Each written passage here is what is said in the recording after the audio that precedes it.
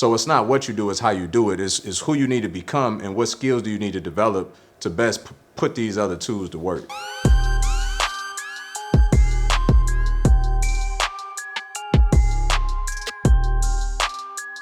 If I wanted to make fast capital, is it gonna be better if I'm doing, fix and rents? Yeah, if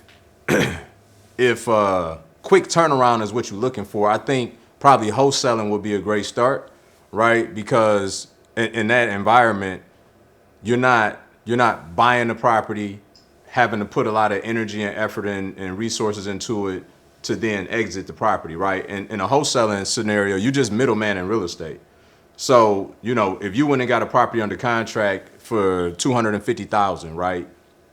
And then you go and find somebody in Denver that's interested in that property and say that property is worth 400,000. Now, you could assign your contract to that potential buyer for say 275,000. So they're buying it for 275. You had it under contract for 250. That piece in between, that 25,000, is called your wholesale fee. And you can do that with no license, right? And so this is the difference between controlling real estate versus owning it. So, that could be a strategy advantageous to you because that could happen in a matter of days, weeks, within 30 days, more often than not. Because when you write your contract with the potential seller, you're gonna probably do that with a 3 to 4 week close. So that means that your buyer got to close with you within 3 to 4 weeks. Does that make sense? So that's a quick turnaround to start building up some chunks of cash. Okay. All right. Well, I had one more question real quick too, though. I'm sorry. Um, you talk about buying property in other places. So I'm from Colorado. If I wanted to buy property somewhere else, how do I know where the spots are that I'm going to be able to make some money, some fast turnaround money?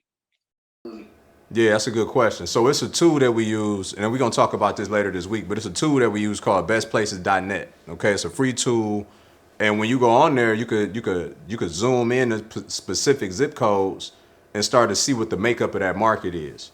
Okay, and in that market, you'll start to look for various things. And I can't teach y'all all like the bestplaces.net is a course in and of itself inside our program, right? But in broad strokes, I can give you enough context for you to go in there and start looking around. So you go to housing stats, you start looking at the particular zip codes that you want to invest in, okay? Now, you may not know what those zip codes are, but when you go on there and you click on housing stats and you look at the real estate page, you'll start to see various zip codes pop up and you'll start seeing them frequently, which telling you it's activity in that marketplace. So that may be a good place to start, right? And so once you start looking at that, then you could go into the makeup of that market and figure out what's the percentage of homeowners versus the percentage of renters. So depending on what's the percentage of homeowners or renters, well, what does that tell us, right? That tell us, should we be looking at flips? If it's 70% of the market is renters, should we be looking at flips or should we be looking at cash flow properties, right? And even if you wholesaling, that's still telling you what your end buyer should be looking at. So that's a way to strategically, everything we do is data driven. Like we ain't guessing about nothing that we do, and y'all gonna learn that this week. Everything is strategic, it's methodical, and it's based on data. We make our decisions based on data. So that's a great place that everybody can go and start to dive into various markets that you may have interest in and start to really pull forth the data. Thanks for taking my question. By the way, you come highly recommended, and one of my friend is actually your mentee, and then he's been successful after he took your class, and then that's what led me to actually sign up with you. So, Got it. yeah.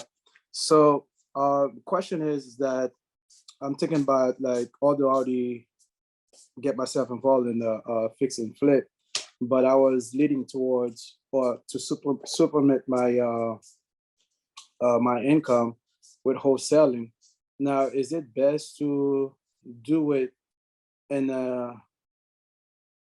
not nationwide, or I should stick with my local market? Which one you think is the best approach and would give me a faster income, if I may.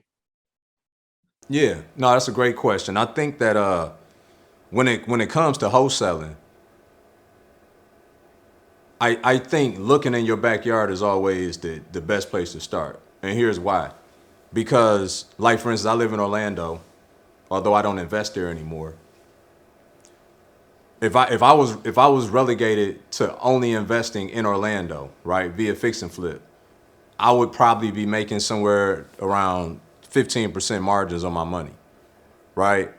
But by getting out of Orlando, it allows me to get into markets where I can make 30, 40, 50% plus returns on my money. Okay. However, the reason as to why that is in Orlando is because of how big of a draw that it is, and you got, a lot of international investors and transient people who have a tremendous impact on the price points in that market, right? It's very untraditional, unconventional, because people move there just trying to move to paradise, and they do a lot of things that are non-traditional in their approach to how they invest in real estate in Orlando. So that makes the market a lot more wonky than a traditional market, because people buying more out of intrinsic value than they are out of actual value. Okay. And so saying that, the unique piece though is that when you're wholesaling, you're not fighting all of those same conditions, right? Because you're just controlling the asset. You're not actually investing into it. So that gives you more latitude to get something under control, under control, under contract, and then go find one of those overzealous buyers to then come and buy the property. Does that make sense? So in that regard, you got more bandwidth, even if you're in a challenged market that don't make sense for you maybe to flip or cash flow. But if it's a hot market like that, it does make sense for you to start there from a wholesale perspective. Now, I don't want to take up all your time. I got two more questions. It's just something I just need you to clarify quickly for me. Now, I don't understand I live in West Palm Beach, Florida, Palm Beach County. Okay. So that's about 2 hours away from Orlando, although I have business in Okay. Orlando. So I don't quite understand my market. Is there any tools or maybe seminar that you would recommend that I take so I could better understand my market when it comes to wholesaling? Yeah. You in the right place. You're here. Yeah. So inside our program, we teach fix and flip, wholesale, and cash flow. The reason being is in my 17-year journey, I've needed all of them at different points in time. And so although some students come in and they focus predominantly on one vein or another, they have all of these accessible to them, so that every deal that they look at could be a potential opportunity, if not for them, for someone else. Okay. Last question, real quick, Mhm. is that as far as tools, I was introduced to Preview, PropStream, Deal Machine, and now bestplace.net. Now, is Mhm. any of those which one is best for a beginner? If you, I mean, I would say bestplaces.net and PropStream for beginners. Our program details like how to utilize all the, because look, a tool only as good as the carpenter who hands that they are in. true. Right. So you first have to become a good carpenter and then start utilizing the right tools. So, the program is really designed to teach you how to become a good carpenter, and then you could best utilize those tools. I see so many people that's like, you know what? I'm gonna go wholesale. They go spend all this money on marketing, VAs, pulling lists, all these various tools and widgets, and they like, it's been a year and a half and I still don't have my first deal. It's like, cause you never learned how to be an investor. You just started buying stuff that you thought was gonna make it work, and it don't. I mean, in 2018 alone, just from wholesaling from the MLS, I made almost $400,000 just from that part of my business off the MLS.